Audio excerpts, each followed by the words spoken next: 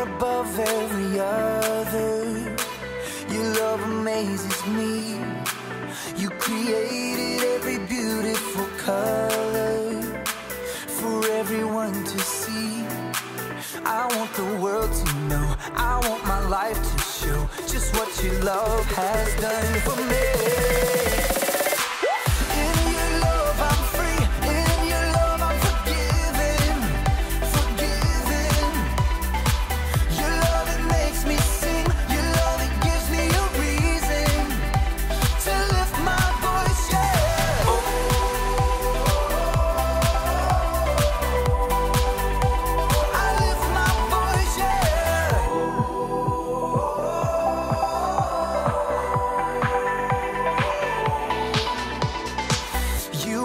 Giver of all things good and perfect.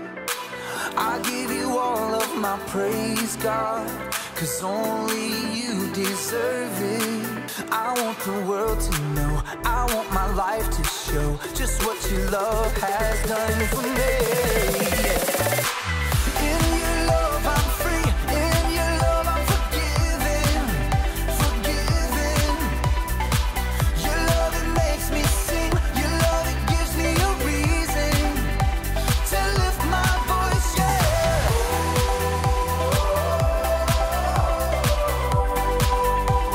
I lift my voice, yeah.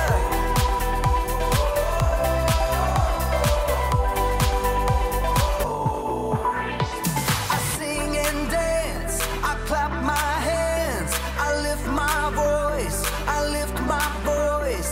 I sing and dance, I clap my hands, I lift my voice, I lift my voice. In your love I'm free, in your love I'm forgiven, forgiven. Your love, it makes me sing, your love, it gives me a reason to lift my voice, yeah.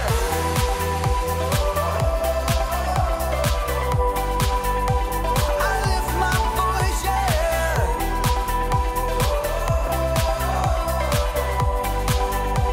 I lift my voice, yeah. I lift my voice, yeah.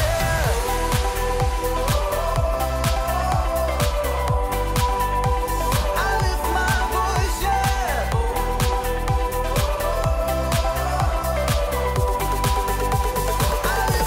voice, yeah.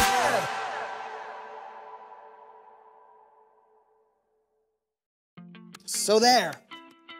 I can't send that. Delete, delete, delete. Oh, hey. Welcome to Story Lab. This week, we're talking about forgiveness while we take a look at the story of someone who found a higher perspective.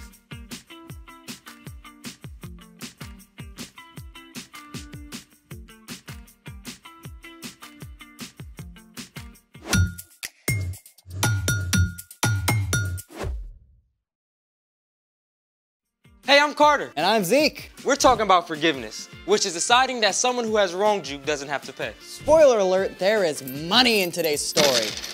A handful of pennies is not really a lot of money. That's what you think. These pennies could buy a lot. In 1950. That's what I thought. In 1950, a loaf of bread cost 12 cents, a comic book cost 10 cents, and a candy bar cost 5 cents. It takes a lot more pennies to buy a candy bar now, Zeke. Yeah, but it only takes 1 penny for me to amaze you. Really? Oh yeah, I shall now make this penny disappear just by rubbing it. Mm-hmm. Observe. See? You Gone. just made all those pennies fall off the table. You have no sense of mystery. Ah, but I do. I know how to amaze you with this penny. How so? I can make all this dirty tarnish disappear in a single step. You're on. Then, let's do it. Step 1, find a really dark, dirty penny and place it in a dish. Done. Step 2, take out your super secret cleaning agent. Hot sauce? Yep, any kind will do. Squeeze some hot sauce on the penny and then rub it around. What now? Wait 10 minutes. Step 3. Rub the penny with your fingers and then rinse it with water. See? Ta-da! That is so cool. I can't believe it's the same penny. I know, right? Copper becomes dirty or tarnished when oxygen in the air reacts with the copper to form copper oxide. Hot sauce has vinegar, which contains acetic acid and salt, or sodium chloride. Both help to break the copper oxide free from the penny. Double whammy. The hot sauce wipes the dirt away like it was never there. You know, my mom has this giant copper tub that's extremely tarnished. You think the hot sauce would work on it? I mean, there is only one way to find out. Ready? Ready.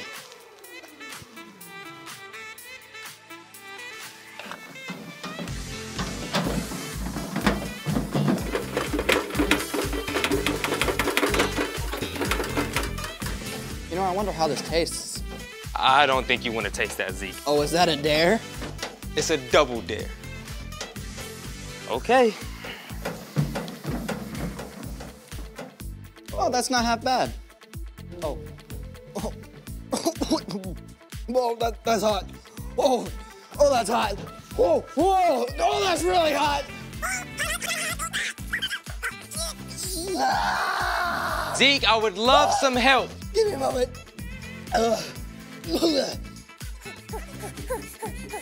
Moment of truth. Moment of truth.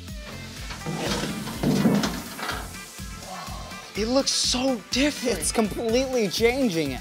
Speaking of which, it's time for The story before the story. Today, we're in Luke, the 3rd book in the New Testament. But before Luke, in the very beginning, out of a deep, deep love, God made an amazing world. But when people turned away from God, the world was broken. God made a plan to draw people back into relationships. So at the right time, God made a teeny tiny baby to be born in the small town of Bethlehem, God's very own son, Jesus. When Jesus grew up, he began to travel from town to town, teaching and healing.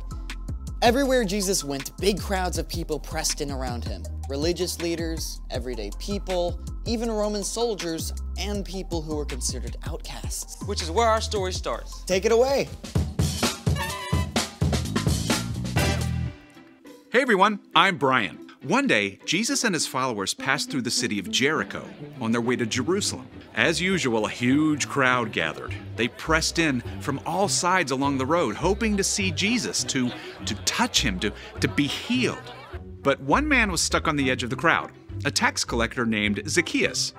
Now, we know 3 things about Zacchaeus. He had a really hard-to-spell name, he had a lot of money, and he was super short, which meant he was basically getting run over by this crowd. Now, okay, you've got to understand about tax collectors, nobody liked them. And to be honest, it was for a good reason. Tax collectors were Jewish people who worked for the Roman government that was ruling over them. So it was like they were working for the enemy. And to make it worse, tax collectors got paid by demanding extra money for themselves. So Zacchaeus had gotten rich by taking money from his neighbors. In spite of all this, Zacchaeus really wanted a chance to see Jesus. Maybe he'd even heard that one of Jesus' own disciples, Matthew, had been a tax collector. Please, could I get through?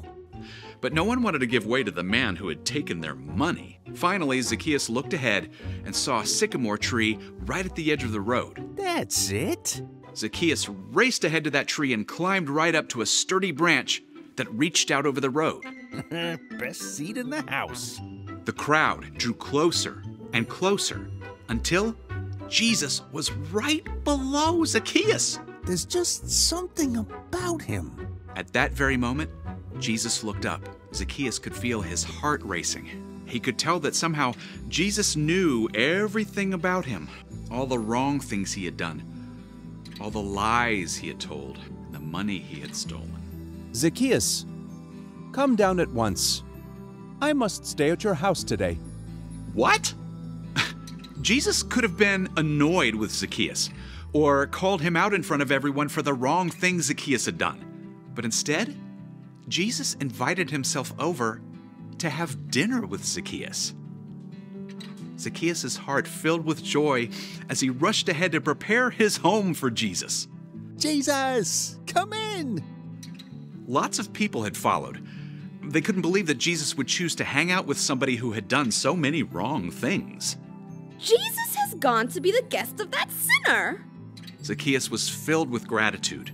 Jesus loved him and had chosen to forgive him, and Zacchaeus knew he couldn't keep on living his old life.